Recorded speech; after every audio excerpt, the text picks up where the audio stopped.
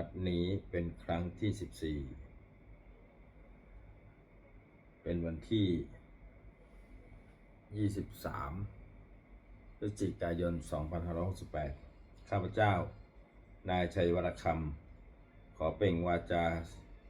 สาธยายพุทธมนต์ถวายเป็นพุทธบูชาธรรมบูชาสังฆบูชาและเป็นอาจาริยบูชาแด่องค์พระขวัมปติเถระเจ้าองค์หลวงปู่สำเร็จรุ่นหลวงปู่บุญเดชหลวงปู่ศิลาตลอดทั้งครูบาอาจารย์ผู้เป็นเจ้าของวิชาจินดามณีขอเทพเทวดาเจ้าทั้งหลายโปรดจงมาอนุโมทนาในการสวดสัตยายของข้าพเจ้านี้ขออนุภาพคุณพระรัตนตรัยครูบาอาจารย์และเทพเทวดาทั้งหลายโปรดจงบันดาลให้จิตของข้าพเจ้าเป็นสมาธิอันควรแก่การสวดสัตยายมนต์ต่อไป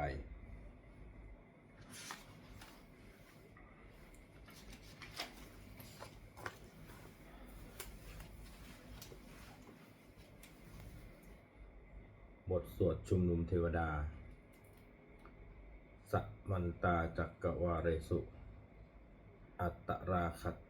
คัจฉันตุเทวตาสัทธมังมุนิสราสัสสะชัสสะสุนันตุชักขโมกทังสักเคกาเมจะโรเปคิริสิขะระตะเตจันตะลิเขวิมาเนทีเปรัตเถจะคาเม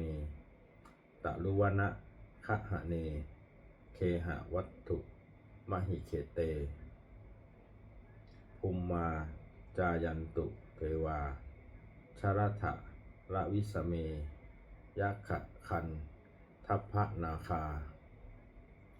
ติทันตาสันติเกยังโมนิวรจนังระวะจนังสาทโวเมสุนันตุธรรมัสสวนกาโลอะยัมพะทันตาธรรมัสสวนกาโลอะยัมพะทันตาธรรมัสสวนกาโลอะยัมพะทันตาบทสวดนมัสการสิทธิคาถานะโมตัสสะภะคะวะโตอะระหะโตสัมมาสัมพุทธัสสะนะโมตัสสะภะคะวะโตอะระหะโตสัมมาสัมพุทธัสสะนะโมตัสสะภะคะวะโตอะระหะโตสัมมาสัมพุทธัสสะบทสวดสัจจกริยาคาถานัตถิเมสรนังอัญญังพุทโธเมสรนังวรังเอเตนะสัจวัชเชนะโสทิเมหนตุสัพพทานัตถิเมสรนังอัญญังธัมโมเมสรนังวรังเอเตนะสัจวัชเชนะโสทิเมหนตุสัพพทานัตถิเมสรนังอัญญังสังโฆเมสรนังวรังเอเตนะสัจวัชเชนะโสทิเมหนตุสัพพทา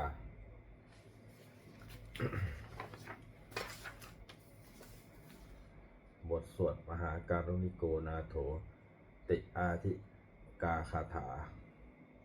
มหาการุณิโกนาโถอัฏฐายาสัพปานีนังปูเรตวาปารมีสัพพาปัตโตสัมโพธิมุตตมังเอเตนะสัจวัชเชนะมาโหนตุสัพพุปัทวามหาการุณิโกนาโถหิตายาสัพปานีนังปุเรนตวาปารมีสัพพาปัตโตสัมโพธิมุตตมังเอเตนะสัจวัชเชนะโมโหนตุสัพพุปัทวามหาการุณิโกนาโถสุขายาสัพปานีนังปุเรนตวาปารมีสัพพาปัตโตสัมโพธิมุตตมังเอเตนะสัจวัชเชนะโมโหนตุสัพพุปัทวาบทสวดมหาสมัยสูตรเอวัมเมสุตังเอกังสัมยังภควาสักเกสุวิหารติกัปปิระวัตถุทักระวัตถุสมิงมหาเนวะมหาตาภิกขุสังเคนะสัตถิงปัญจมัตเตหิภิกขุสัตเตหิสัพเพเหวะอรหันเตหิสัตตาหิจโรกธาตุหิเทวตาเยปุยนะสันปณิตาติสันนิปติตาโหนติปะคะวันตังทัสสนายะภิกขุสังขัญจาอัตตโคจตุนังสุทาวากยาสุทาวาสกายิกานังเทวานังเอต ทะโหสิอะยังโคภควาสักเกสุวิหารติกัปปิระวัตถุสมิงมหาวเนมหาตาภิกขุสังเคนะสัทถิงปัญจมัตเตหิภิกขุสันเตหิสัพเพเหวะอรหันเตหิทัสสหิจโรกธาตุหิเทวตาเยปุยนาสันนิปติตาโหนติภคะวันตังทัสสนายะภิกษุขังคันจะยันโนนะมยัมปิเยนะภควาเตนุปสังกเมยามะอุปสังกมิตวาภควโตสันติเกปเจตคาถาภาเสยามาติอัตโคตาเทวตาเสยถาปินามาภลวาอุดิโสสัมมัจจิตังวาปะหังปสาเลยะปสาลิตังวาปะหังสามิเชยะเอวะเมวะสุทาวาเสสุเทเวสุอันตรหิตาภควโตปุระโตปาตุระหังสุ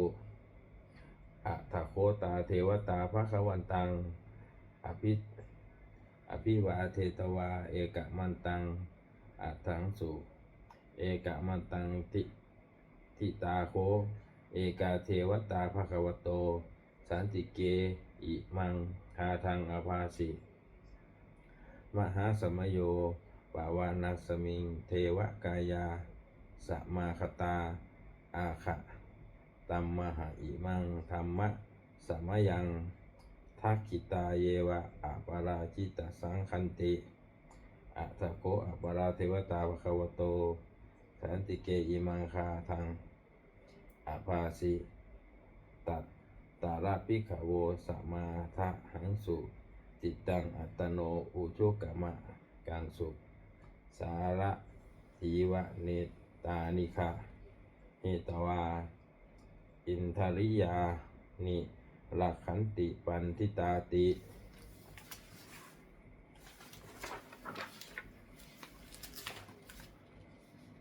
อัตตโคอปาราเทวตาภควันโตสันติเกอิมังคาทังอภาสิเชตวาขีรังเจตวาปะรีคังอินทะขีรังโอหัจจมะเมชาเตจรันติสุทาวิมาลาจักขุมัตตาสุทันตาสุสูนาคาติอัตถโคอปาราเทวตาภควันโตสันติเกอิมังคาทังอภาสิเยเกจิพุทธังสรณังคตาเสนะเตสามิสันติอปายะภูมิงปะหายามนุสังเทหังเทวกายังปะริปูเรสันติติอัตโขภควาภิกขุอามันเตสิเอภูยนาภิกขเวทัสสสุโรกธาตุสุเทวตาสันนิปติตาโหนติตถาคตังทัสสนายะภิกขุสังคัญจะเยปิเตภิกขเวอะเหตุงอติตะตมัฏฐานังอรหันโตสัมมาสัมพุทธาเตสัมปิภควันตานังเอตปรมาเยวะเทวตาสันนิปติตาอะเหสุงเสยะทาปิไมยะหังเอตาระหิเยปิเตภิกขเวอวิสสันติอนาคตมัฏฐานังอรหันโตสัมมาสัมพุทธาเตสัมปิภควันตานังเอตปรมาเยวะเทวตาสันนิปติตาภาวิสันติเสยะทาปิไมยะหังเอตาระหิอาจิคิสามิภิกขเวเทวกายานังนามานิกิตตายิสามิภิกขเวเทวกายานังนามานิเทศิสามิภิกขเวเทวกายานังนามานิตังสุนาตุสาธุกังตังสุนาถาสาธุกังมานาสิกโรธาภาสิสามิติเอวัมพันเต ภิกขุเตเอวัมพันเตติโคเตภิกขุภควโตปัจจัสโสสุงภควาเอตทะโวจะ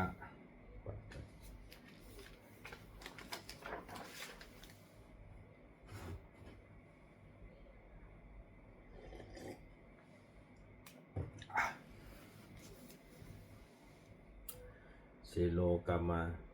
โลกาสามิยะถิปุมมาปาทัสสิตาเยจิตาเคลิคาภรังปะหิตตาสมาหิตาปุถุสีหาวะสัตลีนาโลมหังสาภิสัมพุโนโอทาตามานะสาสุธาวิปัสสนะมะนาวิราพิญโยปัญจสเตยัตตวาวะเนกาปิรวัฏเวตโตอามันตยิสัทธาสาวกเกสารเนรเตเทวกายาอภิกันตาเตวิชานาถาภิกขโวเตจะอัตตปะมะการุงสุตตวาพุทธศาสาสนังเตสัมปาตุรังหุยานังอมานุสานาทัสสนังอเปเกสตามัทคุงสหัสสังอัฏฐสัตตาริงสตังเอเกสหัสสานังอมานุสานะมัทสุงอเปเกนันตมัทคุงทิสาสัพพาปุตตาหุงตันจะสัพพังอภิญญายะทาวคิตวานาจักขุมาตโตอามันตยิสัทธาสาวกเกสารเนรเตเทวกายาภิกันตาเตวิชานาถาภิกขโวเยโวหังกิตตายิสามิคิราหิอะปะนุปุพโสสัตตสหัสสาวายคากุมมากาปิลาวัฏวาอิทิมันโตชุติมันโตวนะวันโตยัสสสิโนโมทะมานาอภิกามุงภิกขุนังสิมิติงวนังสามิติงวนังชาสหัสสาเหมวตายักขานานัตตวันนิโนอิทิมันโตชุติมันโตวนะวันโตยัสสสิโนโมทะมานาอภิกามุงภิกขุนังสิมิติงวนังสาตาคิราติสหัสสายักขานานัตตวันนิโนอิทิมันโตชุติมันโตวันนะวันโตยัสสสิโนโมทะมานาอภิกามุงภิกขุนังสิมิติงวนัง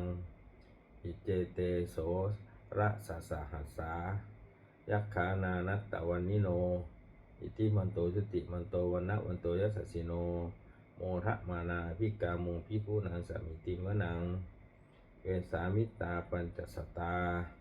ยักขานานัตตวันนิโนอิทิมันโตชุติมันโตวันนะวันโตวันยัสสสิโนโมทะมานาภิกามุงภิกขุนังสมิติงวนังกุมพิโลราชขหหิโกราชขหิโกเวรุรัสสานิเวสนัง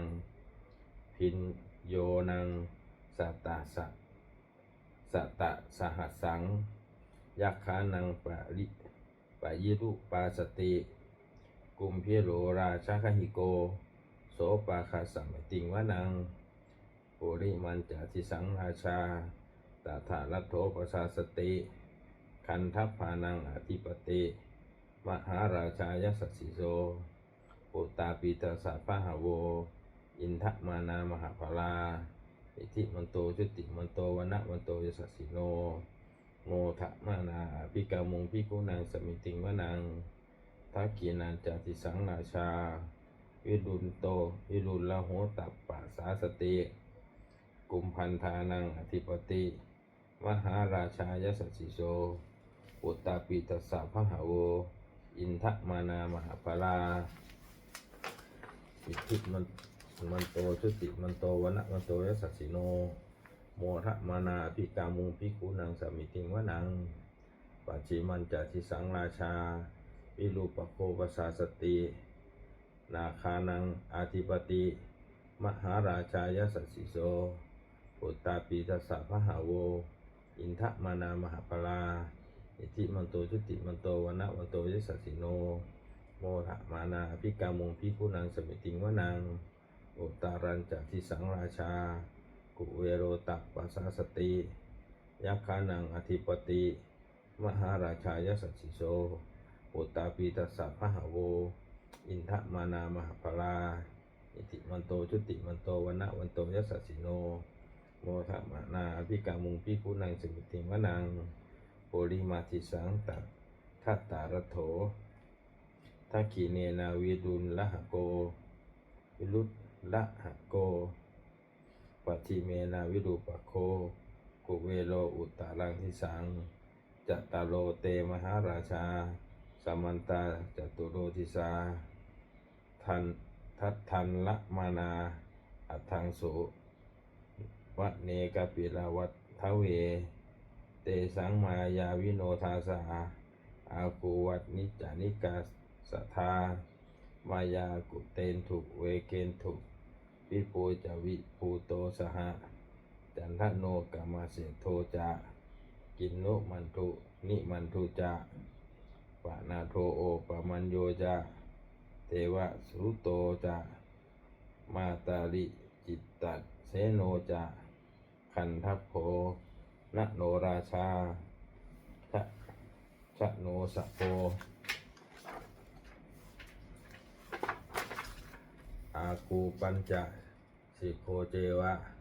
ติมพะลูสุริยวัชสาเอเตจันเยจราชาโนขันทัพพาสหราชุพิโมทะมนาอภิกามุงภิกขุนังสมิติงวนังอาสาคูนาสภานาคาเวสาราสหัตตัชกากัมภาลักสัตตราอาคู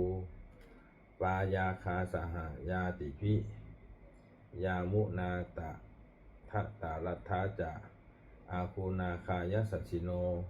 เอราวันโนมหานาโคโสปาคาสิมิติงวนังเยนาคราเชสหาหารันติทิพาทิชาปักขิวิสุทธจักคูวิสุทธจักคูเวหายาสาเตนเวหายาสาเตวนะมัจจะปตตาจิตตราสุปันนาอิติเตสะนามังอภยันตทานาคราชานาคราชานมาสิสุปันนโตเขมะมะกาสิพุทโธสันนะหาหิวาจาหิอุปวะหยันตานาคาสุปันนาสารณะมะกังสุพุทธังจิตตาวชิระหัตเทนะสุมุทังอสุราสิตาภาตะโลวาสาวเสเตอิทิมันโตยัสสสิโนกาละกัญจามหาภิสมาอสุราธานาเวคาสาเวปจิตติสุจิตติจะมหาราโทนะมุจิสหะสัตตัญจะภาริปุตตานังสัพเพเวโรจนามกาสันในหิตวานะพลิงเสนังพาหุพัททัปปะพาหุพัททะมุปาขมุงสัมโยธานิพันธันเตภิกขุนังเสมิติงวนังอาปูจเทวาปัทวีจาเตโชโยตถาคมุงวะรุณาวารุณาเทวาโสโมจะยะสัสสาสหะเมตตากะรุณากายิกาอาคูเทวายะสัสสิโนสัสเสเตสัทธากายาสัพเพนานันตนัตสัพเพนานัตตวันนิโนอิทิมันโตชุติมันโตวนะมันโตยะสัสสิโนโมทะมานาอภิกามุงภิกขุนังสัมติงวนังเวนทูจะเทวาสหารีจาอาสมาจะทุเวยมาจันทสุปานิสาเทวาจันทมาคูปรคิตาสุริยสุปานิสาเทวา สุริยามาคูปุรคิตานาขันตานิปุรคิตวาอาคูมันทาวะราหกาวะสุนังวาสาวโวเชโทสัพโพปะกะปุดินทโททะเสเตสัทธากายาสัพเพนานัตตวันนิโนอิทิมันโตจุติมันโตวนะมันโตยสสสิโนโมทัมานาภิกามุภิกุนังสมิติวนังอาทาภูสหภูเทวาจลามาขิสิขาริวะอาริตถาจะโรชาจาอุมาภุภานิภาสิโนวารุณาสหธรรมาจาอาจารตุจะอเนชกาสุเรยะรุจิราอาคูวาสวาเนสิโนสัเสเชสัสธากายาสัพเพนานัตตวันนิโนอิทิมันโตชุติมันโตวนะมันโตยสัสสิโนโมทะมานาภิกามุงภิกุนังสัมมิติวนังสัมมานามหาสัมมานามานุสามนุสุตมา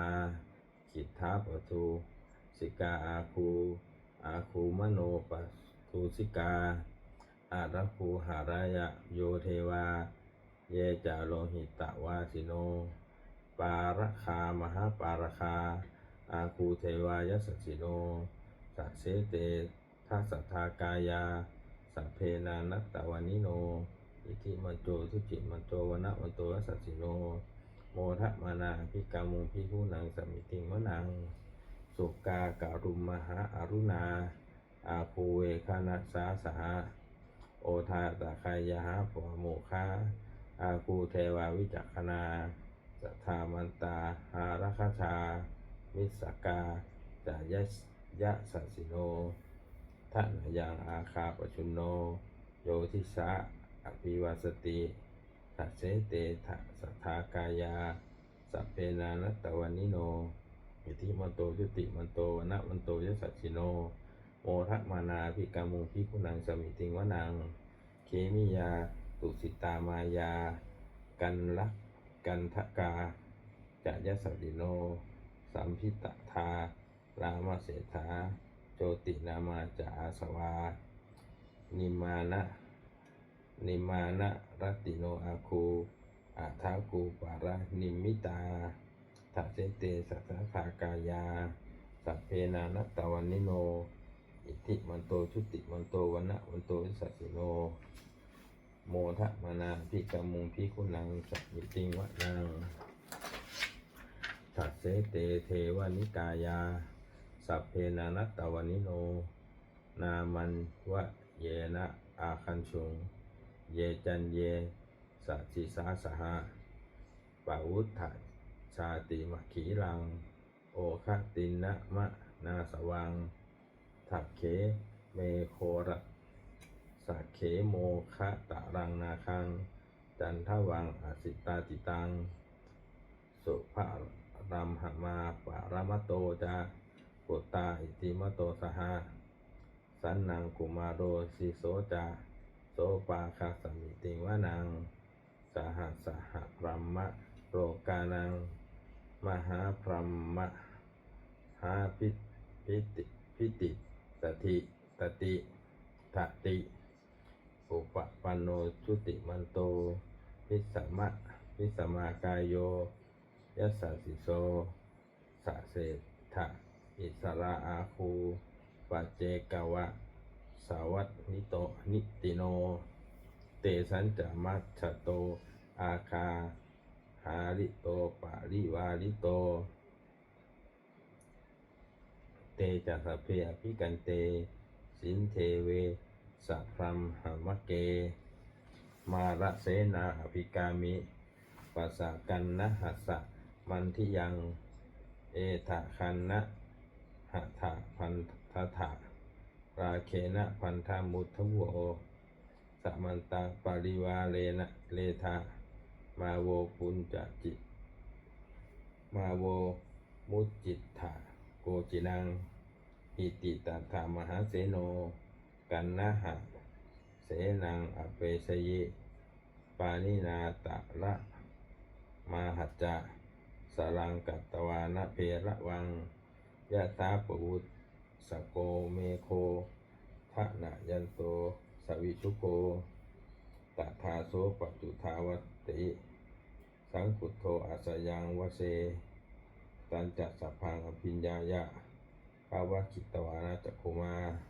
ตโตอมันตะยิสัสอาสัตตาสาวกเกสัรเนรเตมาลัสเสนะอภิกันตาเตวิชานาถาภิกขโว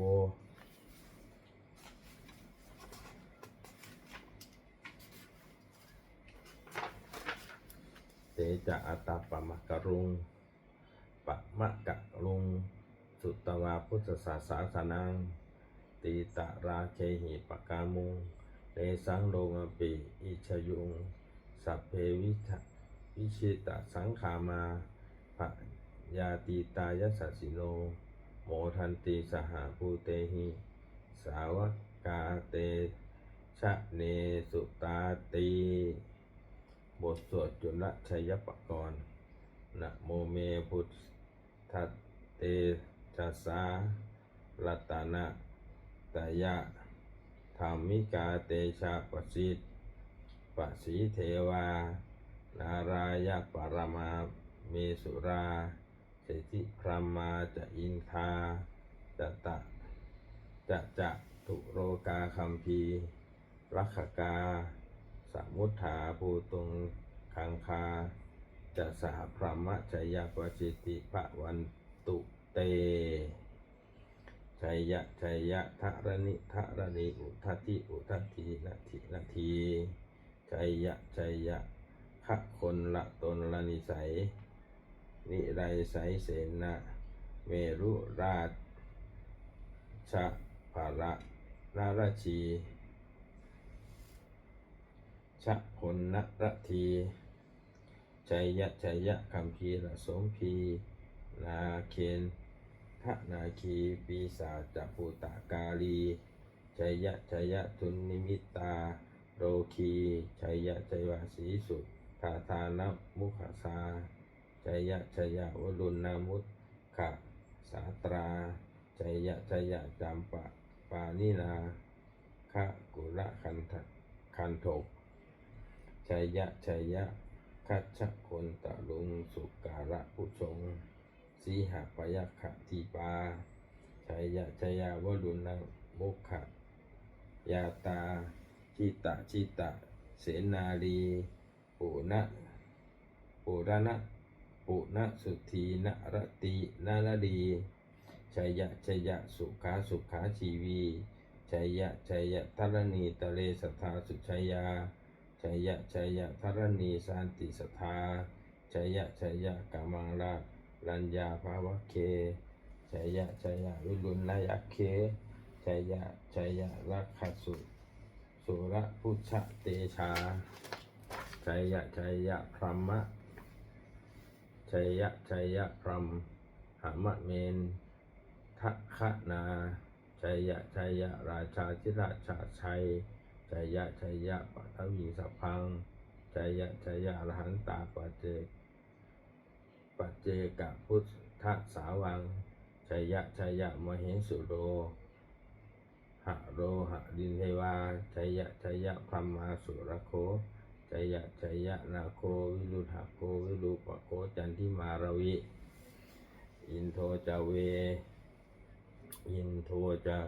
วนะเตโยจากกุเวโรวารุโนปีจะอาคิวายโยจะปาจุนโหกุมารโรทะตารัตถโขอัฏฐาสระมหาเทวาสิจิตาปะสะอาทโยอิสิโนสาวกาสัพพาชัยยะรามโมภวันตุเตชัยยะธัมโมจะสังโฆจะทัสสะปาโรจะชัยยะกัง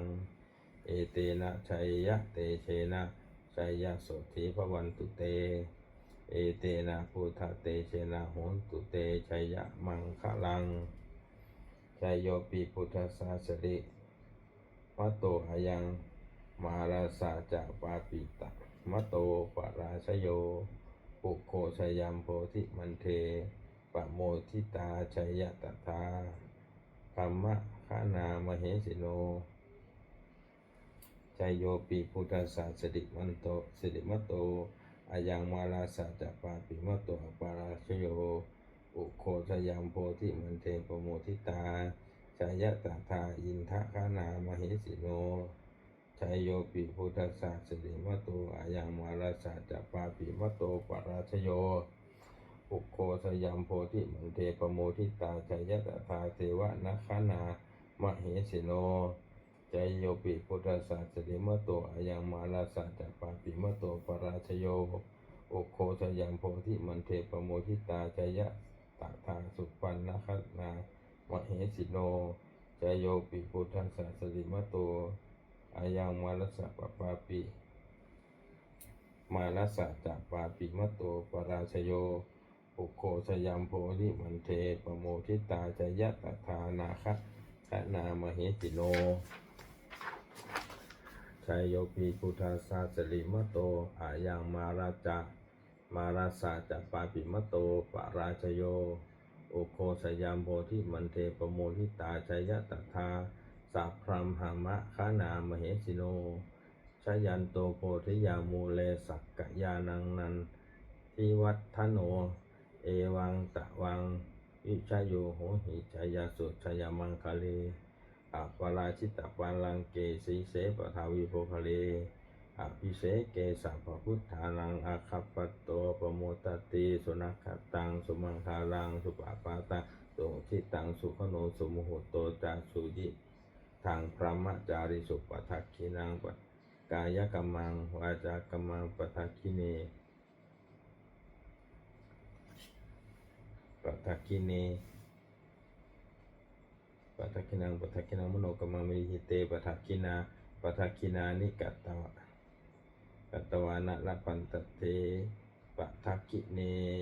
เอตถาระสุขิตาวิรุหาพุทธัสสะสเนอโลคาสุขิตาโหทัสสหสัพเพหิยาติภิสุนันตุโหโตเยเทวะอัสมิงฐานเนอธิคตาทีคายุกาสัทธาโหตุสุขิตาโหตุสัพพทาราคันตุสัพพสัตตานังราคันตุชินาสาสนังยากาจิปัฏฐานาเตสังสัพเพปุเรนตุมโนรกายุตตากาเลปวัสสันตุวัสสังวัสสาวะราหกาโรคาจุปัฏฐวาเตสังนิวาเรนตุจะสัพพทากายาสุขังจิตตสุขังอรหันตุยะถาระหัง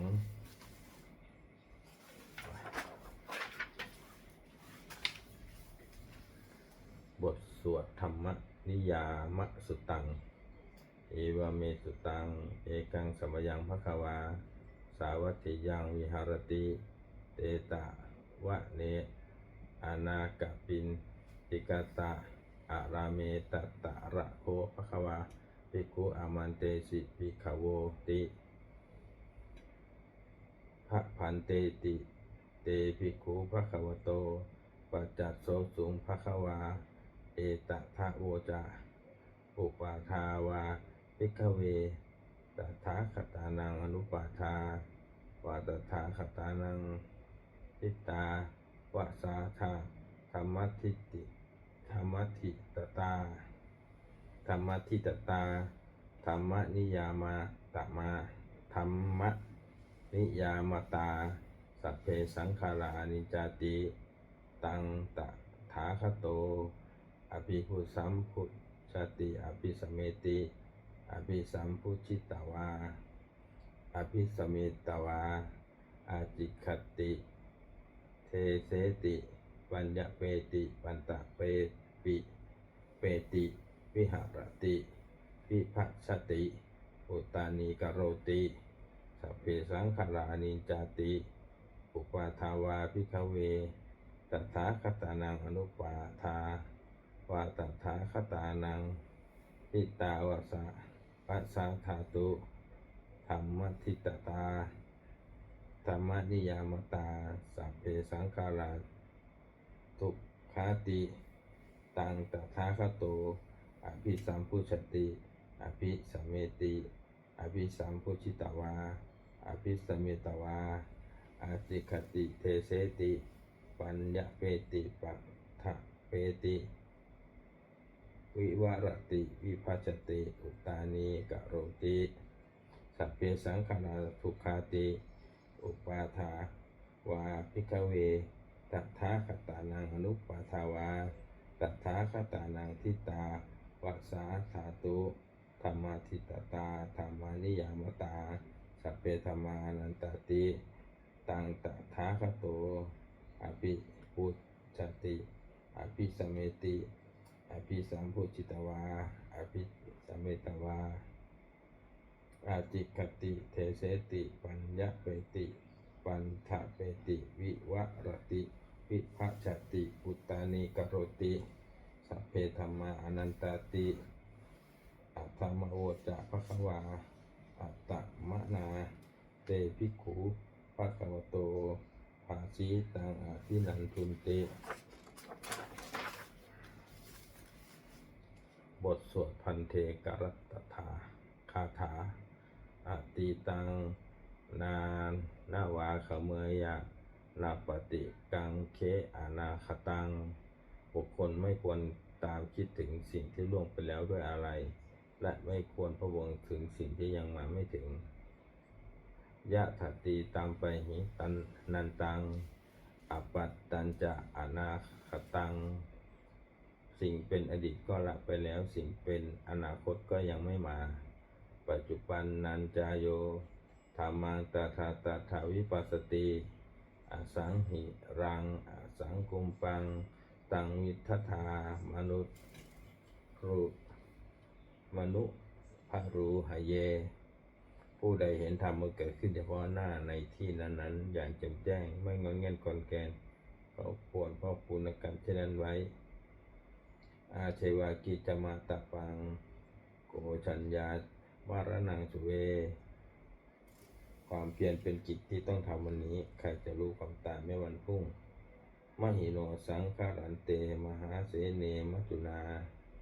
เพราะการผัดเพี้ยนต่อมัจจุราชซึ่งมีเสนามากย่อมไม่มีสำหรับเราเอวังวิหารีมาตาปิงอโหรัตตมะตันทิตังตังเวพันเทกรันโตติสันโตอจิคเนมุนีผู้สงบย่อมกล่าวเรียกผู้มีความเพียรอยู่เช่นนั้นไม่เกียจคร้านทั้งกลางวันและกลางคืนว่าเป็นผู้อยู่แม้เพียงนาทีเดียวก็น่าจบบทสวดธรรมสังเวกปัจจเวกะนะขะนะสัพเพสังขารานิจาสังขารคือร่างกายจิตใจและรูปธรรมนามธรรมทั้งหมดทั้งสิ้นมันไม่เที่ยงเกิดขึ้นแล้วดับไปมีแล้วหายไปสัพเพสังขาราทุกขา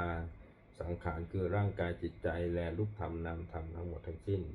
มันเป็นทุกข์ทนยากเพราะเกิดขึ้นแล้วแก่เจ็บตายไปสัพเพธัมมานันตาอันสิ่งทั้งหลายทั้งปวงทั้งที่เป็นสังขารและไม่ใช่สังขารทั้งหมดทั้งสิ้นไม่ใช่ตัวไม่ใช่ตนไม่ควรถือว่าเราว่าของเราว่าตัวว่าตนของเราทุกวังชีวิตตังชีวิตเป็นของไม่ยั่งยืนทุกวังมรณังความตายเป็นของยั่งยืนอวัสสังวยาปาริตพังอันเราจะพึงตายเป็นแท้มรณะปริโยสานังเมชีวิตตังชีวิตของเรามีความตายเป็นที่สุดรอบชีวิเมตังเมอนิตายังชีวิตของเราเป็นของไม่เที่ยงมรณังเมนิยตังความตายของเราเป็นของเที่ยงวัตตะควรที่จะสงสารอายังกายโยอาจิดังร่างกายนี้ไม่ได้ตั้งอยู่นานอาเปตวิญญาโนหันปราศจากวิญญาณจุดโทอันเขาทิ้งเสียแล้วอาทิเสสติจากนอนทับปะทะวิงซึ่งแผ่นดินกะลิงข้ารังอีวะประดุจว่าท่อนไม้และท่อนปืนนิรัตถังหาประโยชน์นิรัตถังหาประโยชน์ไม่ได้ อนิจจาตะอนิจจาวัตสังขาราสังขารทั้งหลายไม่เที่ยงหนออุปาทวะยะธรรมิโนมีความเกิดแก่ขึ้นแล้วมีความเสื่อมเป็นธรรมดาอุปัชชาชิตาวานิรุชันติขันเกิดขึ้นแล้วย่อมดับไปเตสังวูปะสโมสุโคความเข้าไปสงบแล้วความสังขารทั้งหลายเป็นสุขอย่างยิ่งสัพเพสัตตามารันติจาสัตว์ทั้งหลายทั้งปวงกำลังตายอยู่มะลิงสุจามาริสัตเลที่ตายแล้วและกำลังจะตายตเทวะหังมาริสามิเราก็จะตายอย่างนั้นเหมือนกันนัตถิเมเอธาสังสยโยความสงสัยในความตายนี้ย่อมไม่มีแก่เราเลย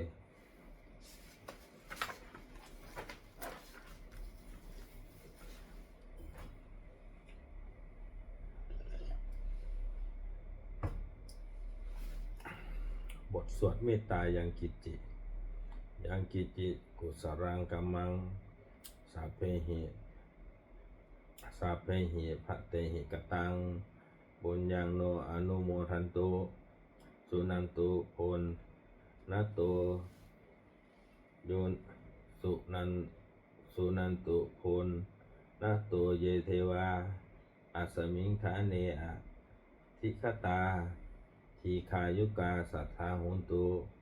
สุขิตาโหนตุทุกขาปมุจจันตุมาตาปิตาสุขิตาโหนตุทุกขาปมุจจันตุสัพเพยาติกาสุขิตาโหนตุทุกขาปมุจจันตุสัพเพยาติกาสุขิตาโหนตุทุกขาปมุจจันตุสัพเพปิสาสัพเพยัคฆาสัพเพเปตาสุขิตาโหนตุทุกขาปมุจจันตุสัพเพอาจาริยุปัชฌายะสุขิตาโหนตุทุกขาปมุจจันตุสัพเพนาคันตาสุนิฆาโหนตุทุกขาปมุจจันตุสัพเพเทวาสุขิตาโหนตุทุกขาปมุจจันตุสัพเพสามิมัตตินังสามิจฉันตุโวบทสวดบูชาหลวงปู่ทวดนะโมโพธิสัตโตอาคันติมายะอาภิอิติภควานะโมโพธิสัตโตอาคันติมายะอิติภควานะโมโพธิสัตโตอาคันติมายะอิติภควา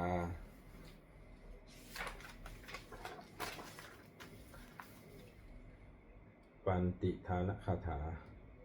ยาเทวตาสันติวิหาระวาสินี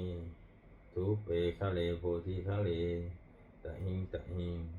ตาธรรมทาเนนะภวันตุปูชิตาโสติงกโรนเตทาวิหาระมันทะเลเทราจะมัชชานวากาจะพิขโวสารามิกาทานปฏิอุปาสกาคามาจะเทสานิคมะขมาจะอิสราสัปปานภูตาสุกิตาภวันตุเตชะราภุชาเยปิจะอัฏฐสัมภวาสังเสถชาตาอัทโวปาติกานิยานิกังธรรมวรังปฏิจจเตสัพเพปิสุขสังกโรนตุสังขยังทังสุจิรังสตังธัมโมธรรมัฏฐราจะปุคราสังโฆโหตุสมาโควา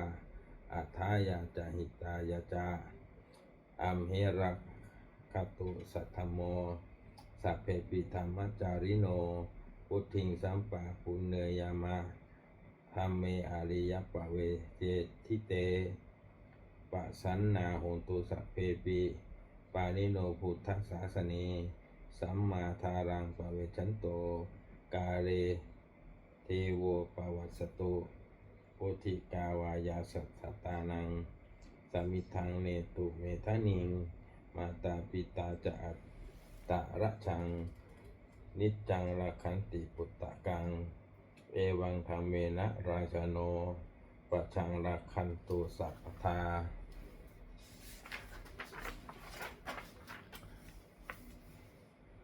เทวตาปุยโยชนะคาถา บทส่งเทวดา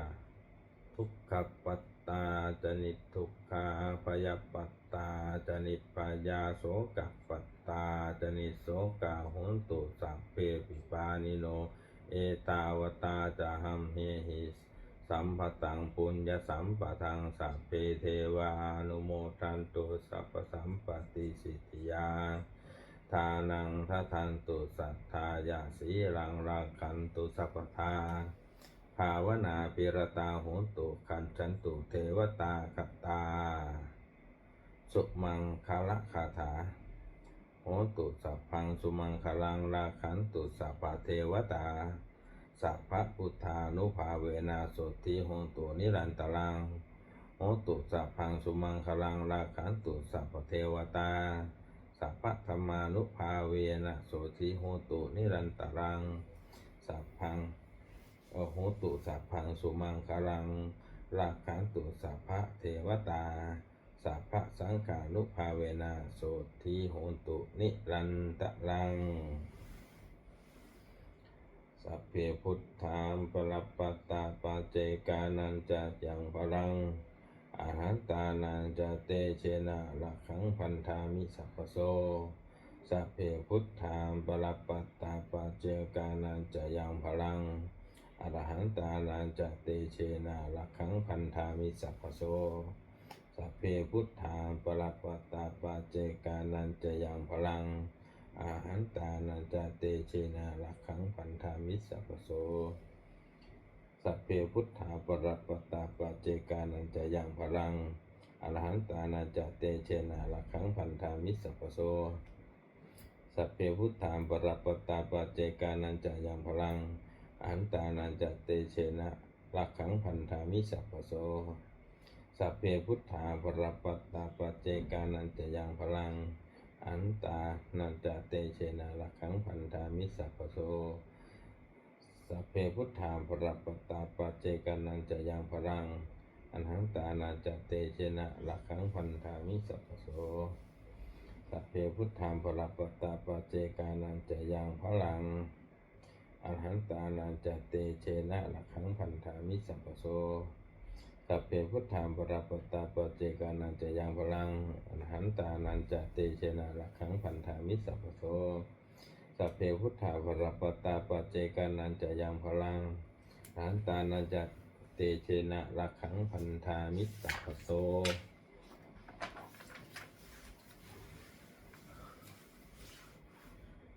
ด้วยอำนาจแห่งบุญกุศลที่ข้าพเจ้าได้สวดสาธยายพุทธมนต์ครั้งนี้พุทธมนต์นี้ข้าพเจ้าขอน้อมเกล้าอุทิศถวายเป็นพระราชกุศลแด่สมเด็จพระนางเจ้าสิริกิติ์พระบรมราชินีนาถพระบรมราชชนนีพันปีหลวงผู้เสด็จสู่สวรรคาลัยขออานิสงส์แห่งบุญกุศลนี้จงเป็นสัพพสิริมงคลแก่ข้าพเจ้าให้แคล้วคลาดปลอดภัยจากทุกโศกโรคภัยอันตรายทั้งปวงให้มีแหล่งรายได้อันสุจริตมั่นคงเป็นสัมมาอาชีพอันชอบธรรมคำว่าไม่มีอดอยากยากจนขออย่าได้มีแก่ข้าพเจ้าขอให้ข้าพเจ้ามีสัมมาทิฏฐิตั้งมั่นในพระธรรมคำสอนแห่งองค์สมเด็จพระสัมมาสัมพุทธเจ้าดำรงอยู่ในความดีงามตลอดกาลนานอีกทั้งขอเทพเทวดาทั้งหลายผู้ได้อนุโมทนาสาธุการในบุญกุศลนี้โปรดประสิทธิ์ประสาทพรน้อมส่งอนุภาพแห่งมงคลไปสู่วัตถุมงคลภาพติดตายอดเศรษฐีทั้งฝ่ายไทยและฝ่ายลาวรวมถึงวัตถุมงคลทั้งปวงที่3สิ่งอามุเลตได้จัดสร้างขึ้นให้เปลี่ยนด้วยพุทธานุภาพเทวานุภาพและฤทธานุภาพอันศักดิ์สิทธิ์ด้วยอำนวยผลให้เป็นสิริมงคลแก่ผู้ครอบครองและบูชาทุกประการเทอญสาธุจบครับแห่งที่14